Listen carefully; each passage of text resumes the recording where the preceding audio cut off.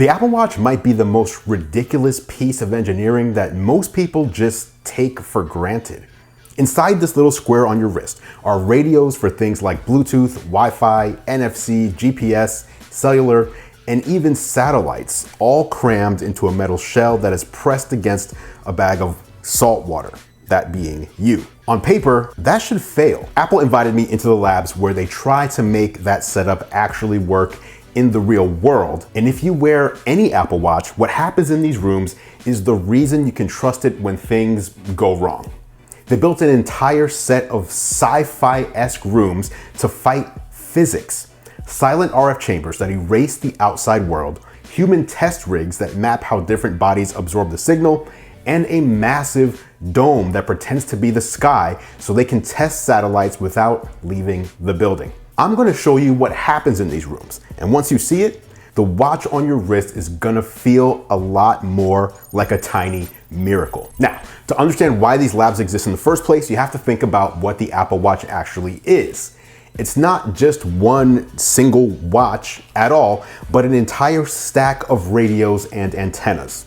Bluetooth for AirPods, Wi-Fi for internet connectivity, NFC for Apple Pay, GPS for maps, 5G on the cellular models, and now there's even satellite connectivity on the Ultra 3, all inside a metal case pressed against your skin. These labs are where they pause that chaos, recreate the worst case scenarios like deep canyons or bad weather and weird wrist angles, and tune the hardware and software until the watch survives them. The first lab they brought me to is their radio anechoic chamber.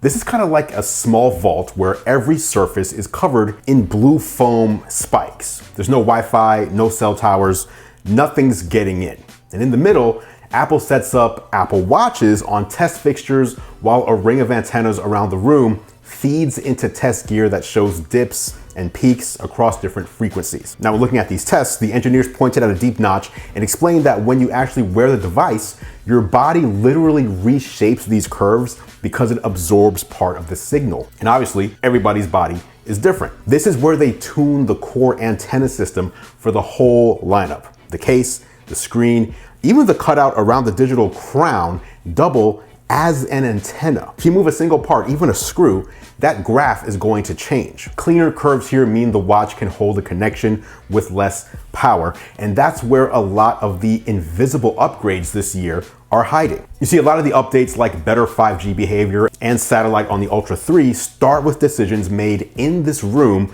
about how the antennas share the load. But as soon as you strap the watch onto a real person, all that perfect math breaks. So Apple built room number 2. Now, this is a bigger, still spiky chamber built for humans.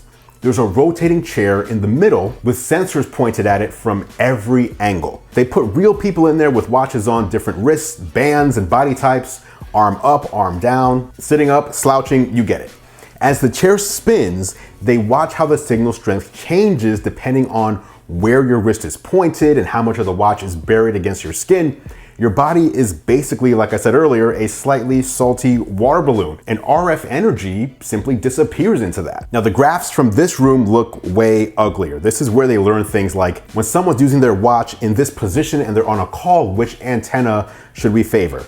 When do we hang on to a weak cell tower versus quietly handing off to Wi-Fi or to your phone? And on the Ultra, the same data helps decide when it's worth waking up the more power-hungry satellite and dual frequency GPS radios. But even these two rooms can't test the strangest things these new watches can do, which is talking to satellites. And for that, we have to go underground. You see, just entering this last room, you can tell it is the most dramatic. It's a huge underground GNSS chamber, which is basically a fake sky in a basement. All around the dome, there are rings of antennas that can pretend to be GPS and other navigation satellites. And in the center, there's a 3-axis robot arm holding an Apple Watch. Engineers load real satellite data so the room can simulate any location on Earth at any time of day. Now, during my demo, which took place in California at Apple Park, they had the watch convinced it was in the Denali National Park